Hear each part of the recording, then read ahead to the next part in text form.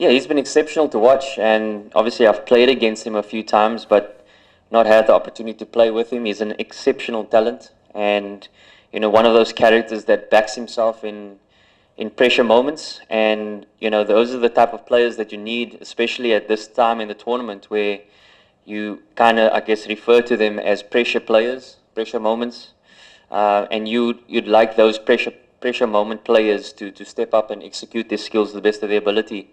And I think the way he's executed has been exceptional, but the way he stayed calm under pressure and had the same sort of demeanor throughout success or failure has been great to see and admirable, in my point of view, for most of India, to be honest. Well, there's two ways you can look at it.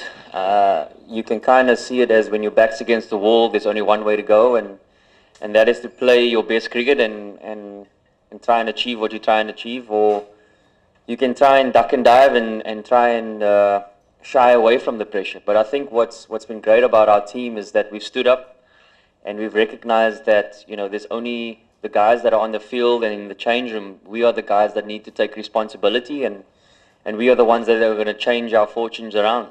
And I think in the manner in which we've played our cricket in the last few games has epitomized the sort of brand of cricket that we want to play, and that is an aggressive one, where we take the bull by the horns. We obviously want to try and win every game from here on in, and no matter what happens, as long as we can walk off that field knowing that we're given our level best, that's all we can ask of each other.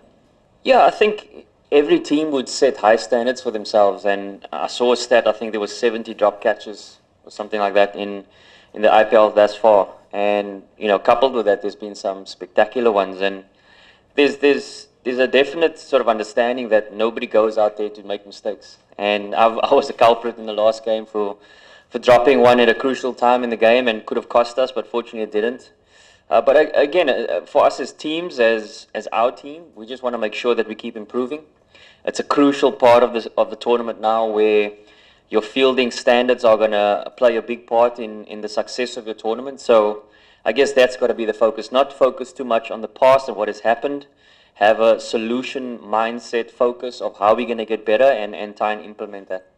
To be honest, I think that's a question he's going to have to answer. But from my perspective, the general public will judge someone like Rohit's standards as not as high, or his performances have not been as high as his standards. But for me, it's about performances when the team needs it. And I think that's been the crucial part of his contribution to the team, is that he stood up when the team needed him.